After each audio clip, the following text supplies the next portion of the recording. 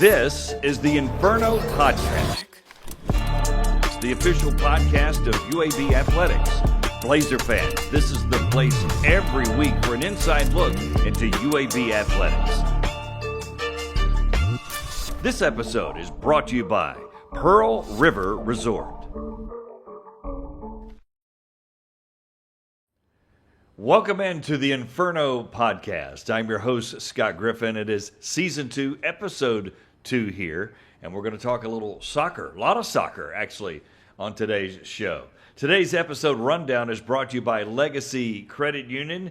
It is the official credit union of UAB Athletics. So soccer season starts. We talk about football, the Americanized football. Well, this is obviously the European version of football, but it starts coming up. We're going to have our guest, our Coach's Corner with David Lilly, the newish coach of UAB. He's been here a year, but still new to UAB land. And our Blazer of the Week, Yvonne Jolivet, a midfielder, a graduate student who has brought some winning ways to the men's soccer team as they've seen some tremendous growth over the last year. So we'll talk to them about that on the rundown.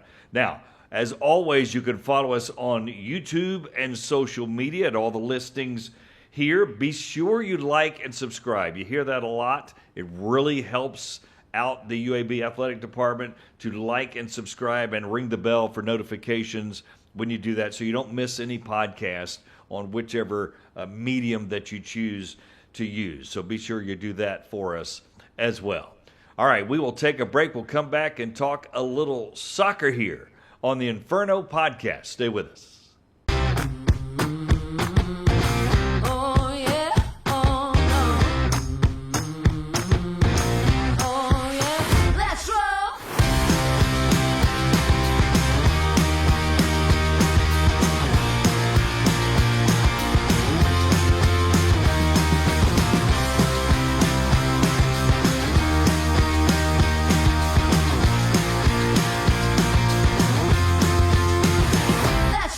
Trent Dilfer here, head football coach of the UAB Blazers. I want to tell you about my friends at Legacy Credit Union. Legacy began as University Credit Union in 1955 and remains committed to UAB faculty, students, alumni, and fans. Not only do they support the Birmingham community, but they are also proud sponsors of UAB and UAB Athletics. Visit LegacyCreditUnion.com and find out why you should become a member today. Welcome back to the Inferno Podcast. I'm your host, Scott Griffin, and right now, Coach's Corner, one of my favorite segments, where we get to talk to the coach, get to know them a little bit, what they do on the field, and their personality a little bit. And today's Coach's Corner is brought to you by Pepsi and Viva Health. And today, we're talking to David Lilly, the new UAB men's soccer coach. Of course, you've been here a year, but still new to us. So, David, how you doing? We're doing well. We're just 2 games into preseason, had our second game last night, and got a good night's sleep, so we're doing well. Doing well. Thanks for having us. We got to talk about the accent so people know, because they're going to wonder if I don't ask you right off the top of the bat. So tell us about your background, where you're from. Yeah, from Scotland, came over to America when I was 17, played college soccer for 4 years and played a little bit after, but got into coaching pretty quickly. So been in America over 20 years now. Spent half my life in America, but still got a little bit of the Scottish accent. Do you? What was the thinking on coming to America?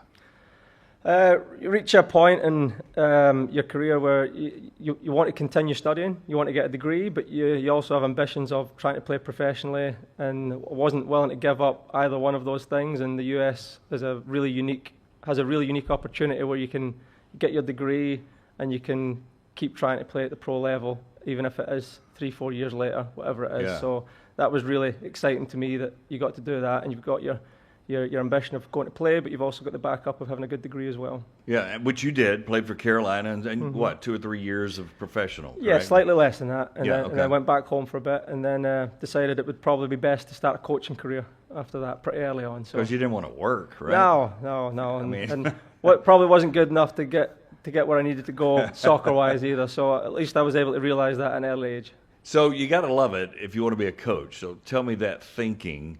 And then you've got to also, I think, have an inner confidence to go, I think I would be good at that as well. So what were you thinking? I'd be lying if I said that was the the goal all along. I think coming over here and spending 4 years in America, getting my degree, and then getting an experience of what it was like at the next level, I think I just realised how much I loved college soccer. Really, I had the best 4 years of my life in college soccer, really, really enjoyed it, and just wanted to get back into it. I think it's a really unique age group you work with that they're old enough where they've got some good foundations under the belt, but they're young enough to where they've still got goals to achieve, and that was a really nice area for me to be in. So, that's why I'm still in it. So let's go through the journey a little bit. You start NAIA level, which is natural, right? Yep. Go breaking into coaching. Yep. Assistant coach. Yep. You end up at East Tennessee State in the Southern Conference. Yep. Did well there, I think a first and a second. Yep. Then this job. So the ascension has been pretty quick, right? Yeah. Would you say? Yeah. Fairly quick. Maybe not to you. Yeah, maybe not to me, but I guess since I became a head coach, I did 4 years at Milligan and in the NAIA, and then it only ended up being 2 years at East Tennessee State before I came here. So that felt quick. But there was already a really good foundation in place at East Tennessee State, and we were able to do pretty well early on. So that led us to UAB. So so that's Division I to Division I, and not crazy difference in the level. Yeah. So what made UAB the right place? I think the conference that UAB competes in is obviously a very, very tough conference, and the level of competition, the SOCOM is very, very good, and a very tough conference. A lot of good teams in there, but the American it's a bit of a step up in terms of the teams you play on a weekly basis. And I know this program has it's got a legacy of doing really well at the national stage and competing for championships at the highest level. So thought, why not try it out? We came down and visited with the family, loved the area, and all the pieces came together, and we're just trying to see if we can take it forward. Yeah, and so far he's doing that, because when David got here, for folks listening in, October 14th is etched into UAB soccer fans' memories, because that was before you got here. The last win, October 14th, 2022, do you get a win last year in your first year? So before we talk about that, what did you find when you got here? From facilities to the culture and everything, Yeah, well, I'm usually getting a job because something hasn't gone quite right. I mean, that's just the cycles. Yeah. Things go up and down, and each job I've got is because that's why the opportunity is there. So it was the same with UAB, and what I found when I first got here, facilities-wise, we're very blessed. There's a lot of great facilities here at UAB, a lot of good people.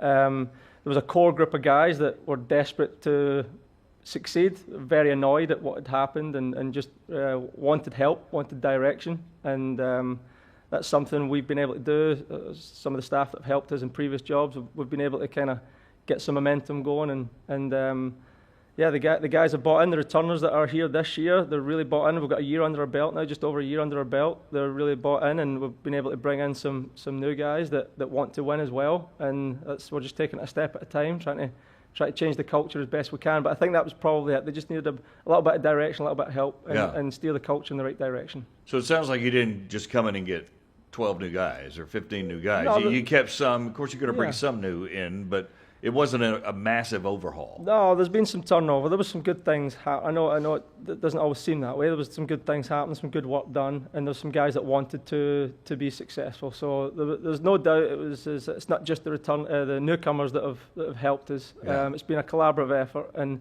there's a foundation here. So we're just trying to build on it as best we can. Was there a lack of confidence, or can you put your finger on what it was, or maybe it was different with each individual? Maybe. When you've not been on the winning side for a little bit, that can really affect your confidence and your self-belief a little bit. Yeah. So maybe a little bit fearful of making mistakes and fearful for the same things to happen again. It can be a difficult cycle to get out of when you're not feeling confident. So I think it was more so about trying to adjust the mindset a little bit. And last year, I think we did a good job being more difficult to beat. I think you'll see that in a little bit of the results. Some ties there, some wins there. I think we did a good job competing better. And this year we're trying to get on the front foot a little bit and see if we can do a little bit more than that. And it takes time. David Lilly, I guess, the head men's soccer coach. I don't think I'm a soccer aficionado, but I think what you just said, to play this game, you do have to be free mentally a little bit? Obviously, you know what you're doing. You've got plays. You've got responsibilities. But is there truth to that a little bit? No, there is. You can't be worried about what you were just talking about. No, that's it. There's got to be a structure in place, and I think that's something we've tried to do with the team, is create an identity that we all, and a vision for the program that we all buy into, we all believe in. And then within that, if everyone understands the principles, obviously there's freedom within that to express yourself. And we got some good players on the team this year that like to express themselves, and they're competitive. And this is very much a collaborative effort. It's not just the coaches telling people what to do. We've kind of established these guidelines together, and the guys hopefully now after a year and a half understand what's expected, and they're willing to work for it. Well, it's amazing. Again, 0-11 in 2023, and that's so long to even get a win before that, even in 2022, as we pointed out. Then last year, your first year, 4-6-5, and we were kind of joking as we were getting ready for the podcast. People might look at it and immediately glance, okay, that's a losing record. But my point was, from where you came, you only lost 6 of 15. Because there's 5 ties there. Yeah. Is that kissing up, or is that real? It's a valid point, but we're definitely not happy with what happened last year. We lost 6 games and we won 4, and it was a losing season, and we didn't position ourselves. We started off last season, I think it was 4-1-3. We only had 1 loss, and we positioned ourselves really well. Won our first conference game, and then we didn't win a game for the last 6 or 7 games. So the guys are well aware of what can be achieved when our minds are in the right place, and when the adversity hits, and when we get a proper punch in the mouth this year, we've just got to be able to be a bit more resilient and a bit more consistent. And I think if we do that, we'll be able to turn that around a little bit. But yeah, it was definitely progress overall last year, but we definitely had a bitter taste in our mouth from how the season ended. That's part of the psychology of coaching, right? You don't want to ever have them feel like that's okay to have a losing record, although, to your point, look at what it was. 100%. And we had to celebrate the small victories at the end of the year with the guys and get them in the right frame of mind. Like we did accomplish quite a bit last year in terms of progress, but that's not where we want to be. We want to be somewhere else with it. So. All right, David Lilly, our guest. So tell me, not that you have a cookie-cutter idea of a recruit, but you've got to have a certain guy or mindset or whatever you're looking for in a recruit. Tell me what that is. I think the longer, maybe early on in my career, you were always looking for, man, where's the best player? Where's the best player talent, you can right? find? Yeah, where's the best talent you can find? But the longer I'm in it, the mentality is such a big piece of it. And no more so than when you're trying to get the mentality stronger within the group, because there's no doubt we've got some talented kids on the team, and I think the biggest step forward we can take this year, and it was evident in the game last night in pre-season, that the mentality needs to take a big step forward. So just the personality of knowing that when it gets difficult, and it's going to get difficult, we're in a tough conference, we try and play against the best teams that we possibly can. And when it gets difficult, we've got to be able to step up. Talent's not enough to step up. You've got to have something more in you. There's got to be something else in you that can drive you forward in those moments. And so when we're recruiting, we obviously need a good player. Yeah. And we need a certain level of athleticism to play in the conference and the teams we play against. And tactically, got to have a decent understanding as well, because we do demand a lot of them tactically. But the mental piece is massive for us now. So what is an identifier you might look for? So you're saying a winner. I want a guy that's got the talent and tactical skills, but that winning mentality. So how do you hone in to identify that in a recruiting process? Yeah, well, I mean... is it toughness? Is it... Yeah, it's toughness. Like you're watching what they're doing, obviously, when they're in and around the ball, and you're obviously looking at identifiers close to the ball, but you're also looking to see what happens when you don't have the ball. We expect a lot of our guys out of possession. We want to be very driven, we want to be attack-minded with and without the ball, but we also want them to be ambitious, we want to press the game, we want to make teams uncomfortable. When we're broke down, we want them getting behind the ball. We expect a lot of them, and that doesn't happen if you've got a weak mentality. So we're just always on the lookout for individuals that will add that to us as a minimum. Sometimes, and this may not be the case for you, but sometimes it just dawned on me that a coach comes into a sport, and sometimes soccer, and they have the opposite personality of maybe what they were as a player. Like I know the Oak Mountain coach that won 64 games in a row. Yeah. He was a goalkeeper, but his mentality was attack offensively. Yeah. And I'm like, that's because you probably would have hated that as a goalkeeper. So if you know what I'm asking there, is that the same for you? I don't know. Or is there more commonalities from what you were as a player? I think it's fairly balanced, honestly. I was a kind of in-between midfielder. I like to share the responsibilities of defending and attacking. Okay. I like to get behind the ball, and I wasn't unbelievably talented as a player, but I worked very, very hard. And I think that's some of the principles that we ask our guys to do. We want to be excellent defensively. We want to be excellent going forward, and we want to be the hardest working team that anyone plays against. You don't want them to mentally say, I'm just an offensive guy. No. You know? And maybe players lean more on the offensive side, and it's your job to tweak it a little bit and maybe lean on more on the defensive side. Right. That certainly happens. It's never the case where you get someone that's the total package and it's 50-50 and everything's perfect. But I think if you've got those underlying principles with the personality, then you can typically, and they're coachable, you can typically work with them. So when you won last year at 4, 6, and 5, what went right?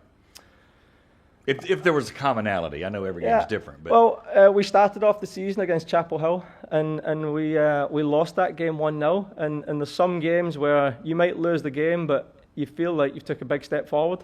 And we left that game obviously disappointed with the result, but knowing that was a huge step forward in what I was just talking about with our mentality. Like we controlled parts of the game on the ball, and we made it difficult for them. We created chances, and that was a big boost for the guys going into the next games. I think we picked up our first win in a long time after that. Mm-hmm. And it's amazing what a win can do for the confidence.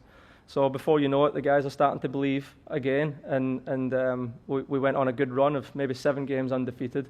But then it comes back to we got a punch in the mouth. Right. And then how quickly can you recover from that? And we didn't recover last year. So that's the name of the game this year is we can't get too high when things are going well, and you can't get too low when you get that punch in the mouth. And we're just going to try and stay steady and as present as we can for each game. Yeah, even kill. So tell us about this year's team. What do you see? What do you have? What do you like so far that you see? And maybe, okay, this area is a concern we got to get better at. Yeah, I think we've taken a step up in probably each department, in terms of definitely very competitive for places right now. Goalkeeping positions has become very competitive. We've added throughout the lines, and we've got a nice blend of returners, guys that have kind of seen how things operated last year.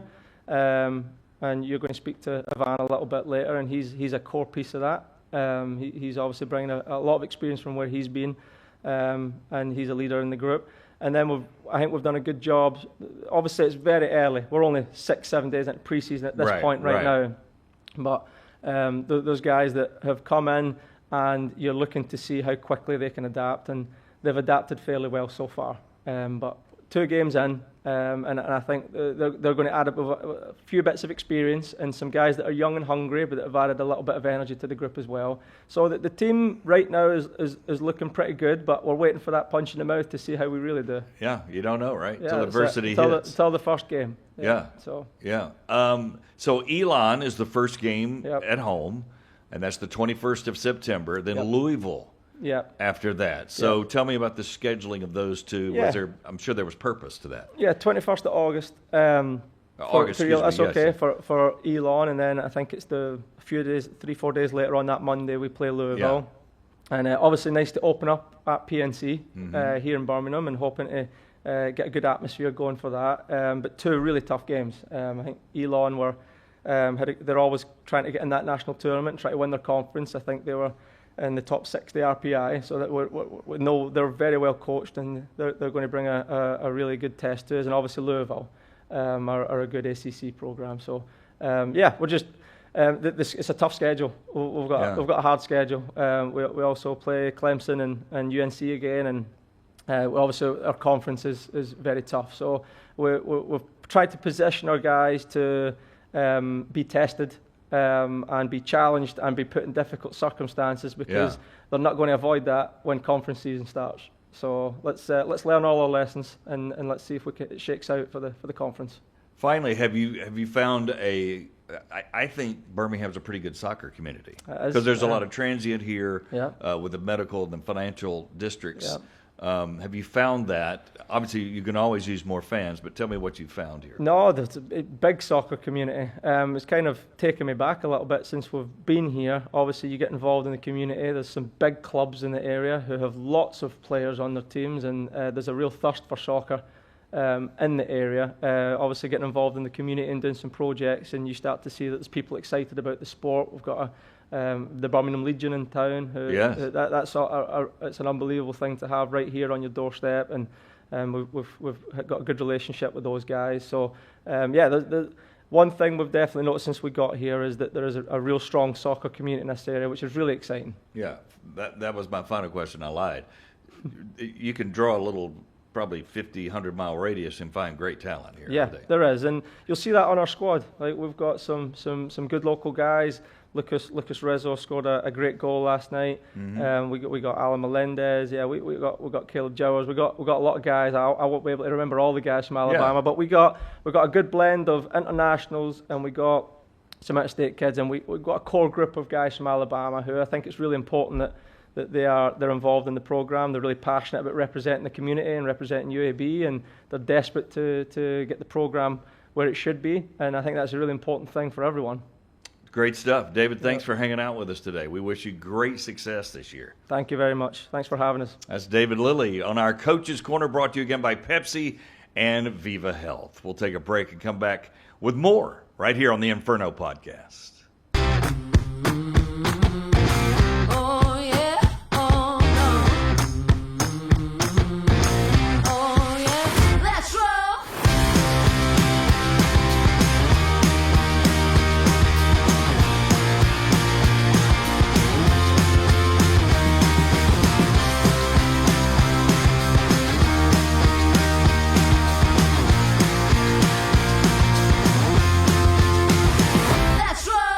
The if in life, it's a world of possibilities. If you go for a night out with friends, if you can keep an eye on your money along the way, if you know you have overdraft protection with no fee transfers from savings, when you get a low balance alert, it's easier to say yes to fun. If that sounds good, try Regions Life Banking. Stay ready for the if in life. Regions Bank, embrace the if in life.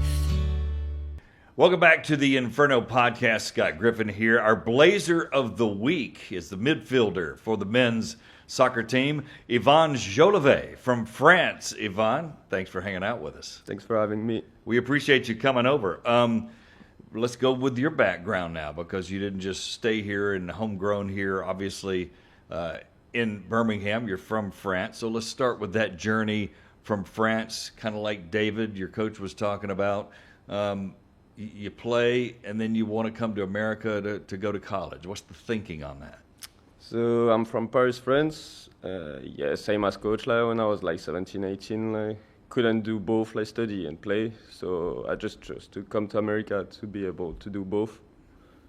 Came in 2021 to the University of Mobile. Yeah. Stayed 3 years there, graduated, and then came here.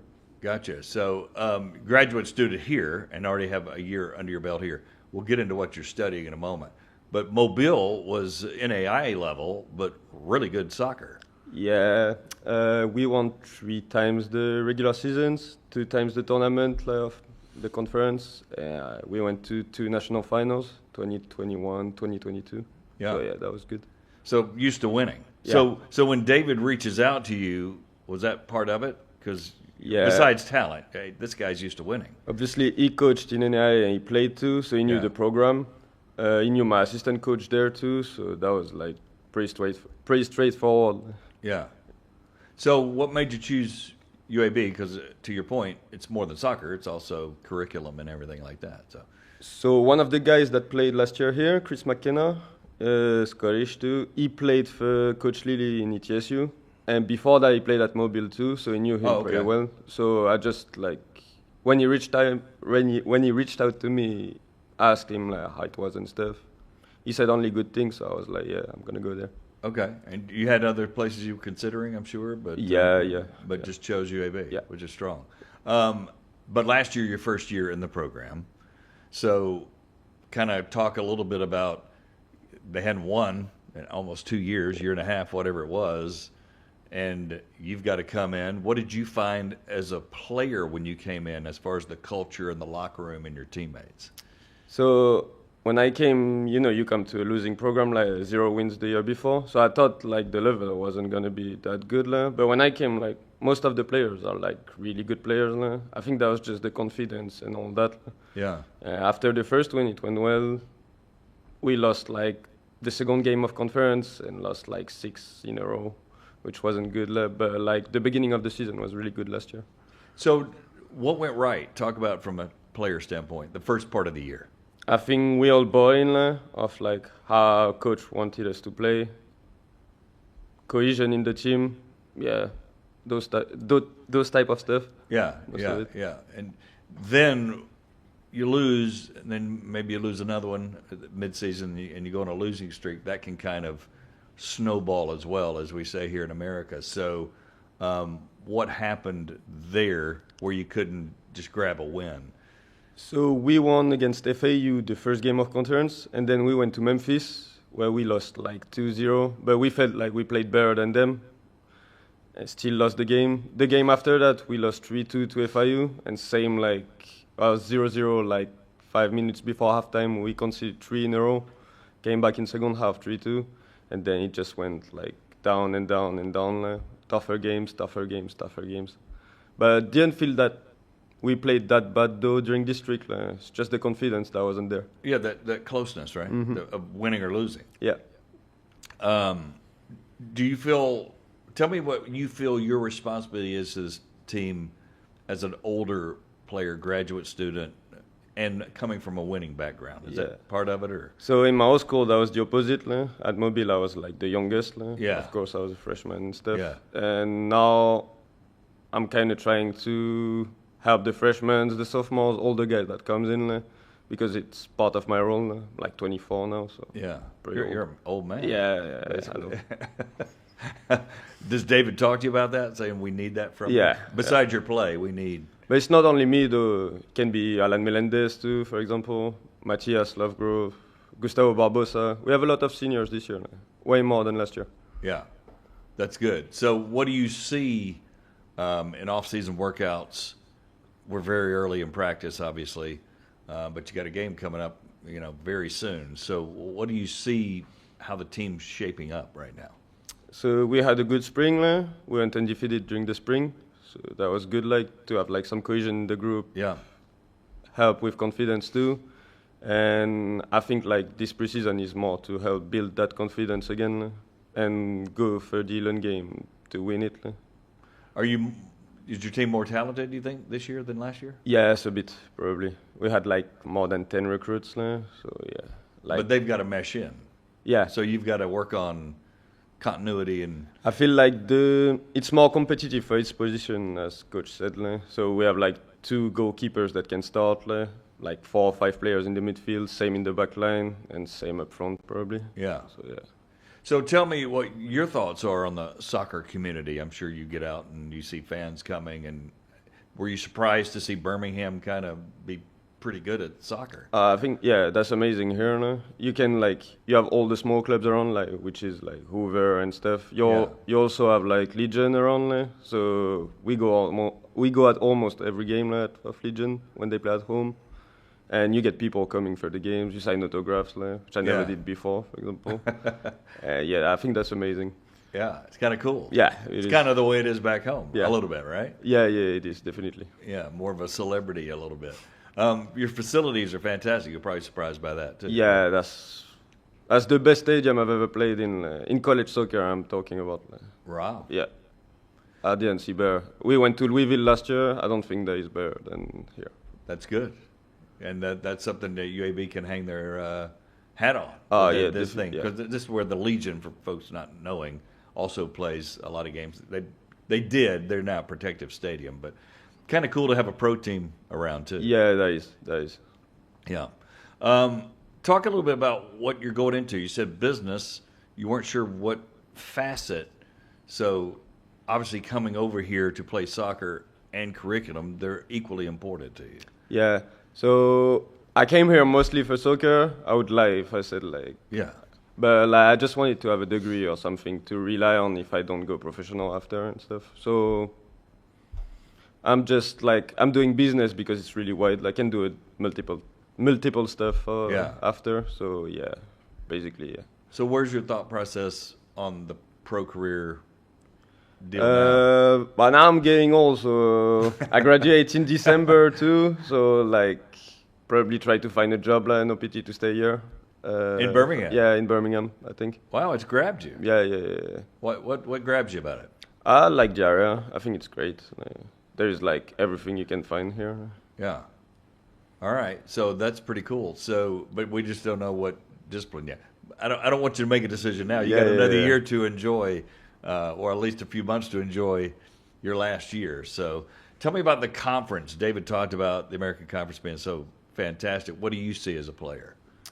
Every game is tough. You play against teams like Charlotte, Missouri State, Memphis, which are like, we have like probably 5 or 6 teams that can be in the top 25 every year. So it's really tough. Every game. Good. So it's probably the best of the American Conference as far as nationally speaking is the soccer landscape with so many teams in the top 25. For the American, yeah, probably. It's like, for soccer, you have like the ACC, that is like the best conference. Yeah. Probably Big Ten, and then we compete with Sunbelt, like probably. I got you. Yeah. So you're a midfielder. Yeah. Tell us your responsibilities, what you think you're good at, and then, man, I need to get better at this part. So you need to attack and to defend because you're in the midfield. I think I'm good at I'm good technically, so I can see the game before. I make good decisions on the pitch. I'm not the most athletic. I'm not that tall. I'm not that strong. So maybe I could improve at that. Yeah. And yeah, just the mentality. I think that's the biggest part there. Help your teammates. So you've got to see the game before it happens, is what you're talking about. Yeah. To make up for, if you're not as quick, if you see it before it happens, you can be as quick. Yeah, basically, exactly. That kind of thing. Exactly. And know where a pass or defensive play is going to happen. Yeah. Gotcha. Talk a little bit about just the expectations after 4, 6, and 5. And again, you heard me talking to David, and it wasn't a kiss-up question, I promise, that you only lost 6 out of 15. You may not have won all those, but you only lost 6 out of 15. Is that the way the team felt, or is a tie not good? No, a tie is not good. Okay. Every time you step on the pitch, you want to win. I mean, it's the mentality of the team that, we were not happy last year after this record. We expected to win way more than that. Yeah. Well, I think you're expecting more this year too. Yeah. I would think. Yeah. We try to compete for any championships and stuff. Yeah. So, yeah. We'll see. We'll see what happens with UAB men's soccer. All right, you want to have a little fun? Go on. We do what we call the lightning around here, where we ask you kind of bizarre questions. Okay. They may be planned. They may come out of my distorted mind. So we'll start with that. My first question is, when you came to America, what food kind of grabbed you that surprised you? Like, man, I really like that. Was it fried chicken or what? Crawfish. I went to Mobile, so yeah. I think that's the best. That's the best food in the South. Yeah, it's classic. And you've seen it though, right? When Yeah. it's caught and you still put it in your mouth. And Yeah. Doesn't matter. Tastes good. What do you like about it? The spice or? The spice, the way they give you the food, it's in a paper and stuff. Yeah. Yeah. So do you twist the head off and Yeah. you do it that way? Yeah. Did that kind of freak you out the first time? No. We did we don't have crawfish, but we have similar stuff back home. Oh, so no big deal. No. Do you like it with etouffee? With a little rice and sauce? Yeah, and corn too. Yeah. Okay. So that's good. What food have you tried you thought that's the worst tasting stuff I've ever had in my I don't like catfish. Yeah. Really? Yeah. But you like crawfish? Yeah. No, catfish. No. Well, what is it about catfish? I think that's the fact that it's fried everything on top. I just don't like it. You can get it blackened, and grilled, but fried is. I just had it fried. So. Oh, well, you might need to try it something else. So, what do you like to do? We talked about school soccer. You got to have that outlet where there's neither. That's good. You enjoy. I got to do this to get away from soccer side and the school side. Just like maybe a hobby or whatever. Yeah, just like to hang out with my friends, which here are like my teammates mostly. Yeah. So yeah. Are you playing video games? You talking? What play cards. Cards. Play cards a lot. Yeah. All right. So what's your game? Yeah. Play poker. Poker. Yeah. Wow. Is there a little money involved? No. I'm still a student, right? Yeah. So you guys like to play poker? That's Yeah. Cool. All right. So what is the best? And this is going to be a different answer than we normally get from guys. The best sports venue you've ever been to in your life? It might be back home. Life. It might be here. A stadium or something that was kind of wow. I played. Maybe it was World Cup. I don't know. Yeah, I played in the PSG stadium. So, that's the Parc des Princes. That's named. That's like a beautiful place. I went where else? I went to the Stade de France, which is like the biggest stadium in France. 80,000 places. I was ball boy for the Euros. Really? 2000, Okay. What was that? 16. Yeah. Yeah. So I was going to ask about. Did you ever go to the French Open? Were you ever at Tour de France when it came through, Like the French Open, I live like 5 minutes from there, back home, literally. Wow. So yeah, I've been like multiple times. So that's no big deal. No, I mean, yeah, that's amazing to go though. Yeah. Like that's always a big thing. Yeah. Tour de France, yeah, I've been like 2 or 3 times too. Yeah. I got you. Do you have a idol or a sports figure that you... Is it Messi or No, not Messi. We have like our best player in France is Zinedine Zidane. But then, yeah, I'd say probably. And he still him. plays? No, he's so retired. he's a legend. Okay. So now he's a coach. Oh, coach. Okay. He stopped coaching like 2 years ago, I think. Okay, but that's who you would Yeah. say is your idol there. When's the last time you've been home? 2 years ago now. 2 years. That was December. You got brothers, sisters? No, none. You're the only I do child. not. I do not. Yeah. Okay, but you got family back. Yeah.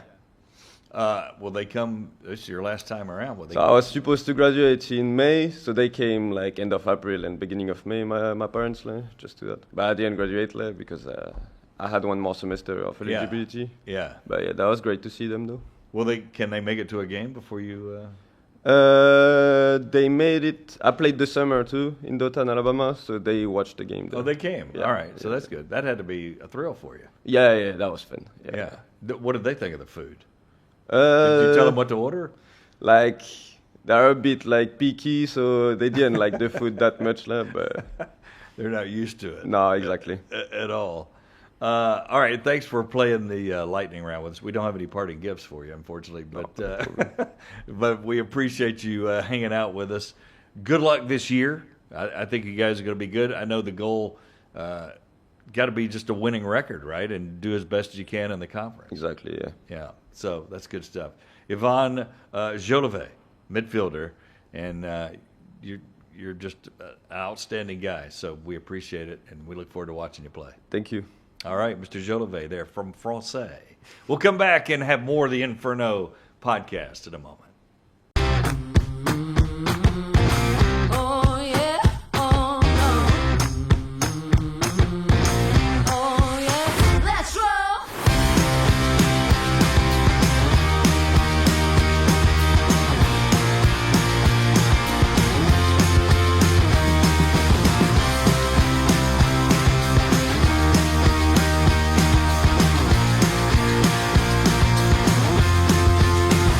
Let's roll. Trent Dilfer here, head football coach of the UAB Blazers. Get out there and tackle your financial goals with a new credit card from Legacy Credit Union.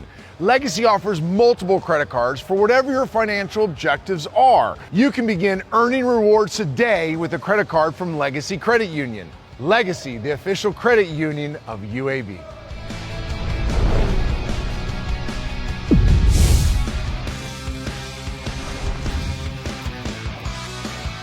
Welcome back to the Inferno podcast. I'm your host, Scott Griffin. Let's take a look at the schedule for Blazer Nation this week. Women's soccer has already started with a home game, but now they got to live out of a suitcase a couple of games, and they will start against East Tennessee State. That's August 17th, a 1 o'clock kick for that. Men's soccer with their first home opener, August 21st at 7 o'clock at PNC Field. They'll take on Elon, who's always a strong top 60 RPI kind of soccer program. Women's soccer, again, on the road, same day, same time, but in Oxford, Mississippi, taking on Ole Miss, obviously. And then finally, volleyball's at Alabama State on August 22nd. They don't have a time for that one yet, but you can check your listings to see when that is. Men's soccer will have another game afterwards, another home game as they start the season with 2 home games. That'll be against Louisville August 25th if you want to make advanced plans on that. But that's a look at the action for Blazer Nation on the scheduling. And that'll wrap up the Inferno podcast, Season 2 episode here, and Season 2 episode, I should say.